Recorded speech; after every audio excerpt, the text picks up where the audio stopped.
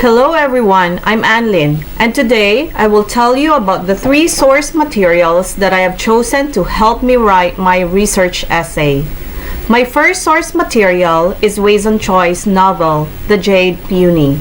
My second choice material is a classic article written in 1943 by Abraham Maslow titled A Theory of Human Motivation. And my third source material is a Canadian article written by Michelle Hartley titled Does Shirley Temple Eat Chicken Feet? Consuming Ambivalence in Wei Choi's The Jade Peony. The book The Jade Peony is relevant to my research essay because it is the main subject of my paper. In the novel, Wei Choi tells the story of the three children growing up in Vancouver's Chinatown during the time of the Great Depression and World War II in the 1930s. Their names are Juk Liang, Jung Sam, and Sek Long. They are siblings born from a Chinese family but raised in Canada. These children's physiological needs are generally provided for by the adults. They have a warm home to sleep in and food to eat every day. However, the children are at times frustrated with the adults who call them mean things like useless or brainless. I think that the mean attitude of the adults toward the children is simply a show of frustration by the adults about the challenges facing the Chinese community during the Great Depression. This book is very important in writing my research essay because within the pages of this book are evidences to help support my thesis. So for this paper, my thesis is, although the children in Wei Choi's Jade Peony are constantly reminded that they are less valuable than other members of this Chinese community, they remain resilient and finding relationships with those who make them feel accepted and valued. And to prove this thesis, I found three evidences in the book that show the children's ability to find a friend who will give them the acceptance and sense of value that they desire. My first evidence involves Juk Liang, who is the only girl in the family. During that time, girls are not as valued as boys. In the story, Popo constantly calls Juk Liang useless. Juk Liang, in her search for acceptance and sense of value, fosters a friendship with Wung Bak. In turn, Wung Bak makes Juk Liang feel accepted and valued. My second evidence involves the adopted son Jung Sam. As a teenager, Jung Sam discovered that he is gay and feels uncertain about how to deal with his homosexual identity. He feels that his family will not accept him because feminine traits are inferior to masculine traits. He tries to take up boxing to look masculine, but ended up falling in love with his boxing coach. Confused and scared, Jung Sam fosters a close relationship with Popo. Popo, in turn, understands that Jung Sam is different and celebrates him.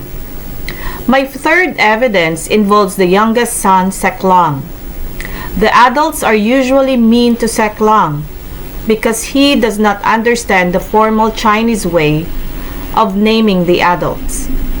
Also, he keeps making mistakes in using the Chinese language, which annoys everyone.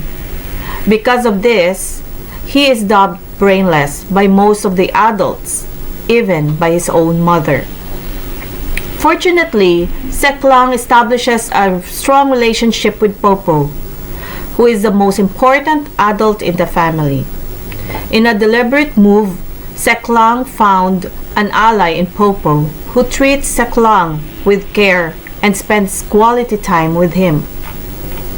The article by Abraham Maslow titled A Theory of Human Motivation is relevant in my research essay because Maslow offers an explanation of why the children's effort of finding relationship with those who make them feel accepted and valued is important.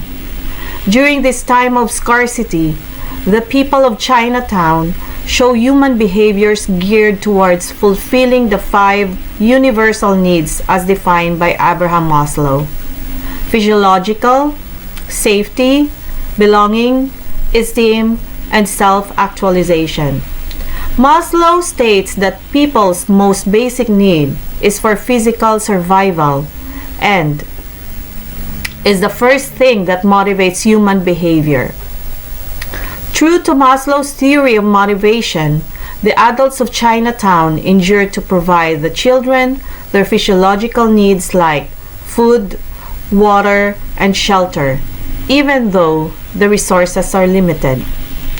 Similarly, the adults persevere in providing the children safety within the walls of Chinatown, even though the war with the Japanese are making situation tense around Vancouver with their Japanese neighbors. The children, although physiologically cared for and secure, are lacking the other needs identified by Maslow. The theory of human motivation brilliantly shows the perspective of the children in their struggles to fulfill their need for belonging and esteem. In their struggles, the children devise their own strategies, such as forming alliance with others to fulfill their belonging and esteem needs in spite of many restraints imposed on them by their own community. The article by Michelle Hartley is relevant in my research essay because Hartley offers an insight into the cultural dualities experienced by the children living as both Chinese and Canadian in a heavily Chinese environment of Chinatown. This article helps explain why the children are considered less valuable than the other members of the Chinese community. The children suffer from great vulnerability as they struggle to belong in 2 conflicting cultures. The children wish to belong to the Canadian culture while the adults value the old China ways more. The adults believe in taking care of its own in order to support each during times of limited resources. The children take for granted that their physiological and security needs are being met by the adults. Overall, Hartley's article helps to explain what the deciding factor in the children's choice of ally is to fulfill their need of acceptance and sense of value.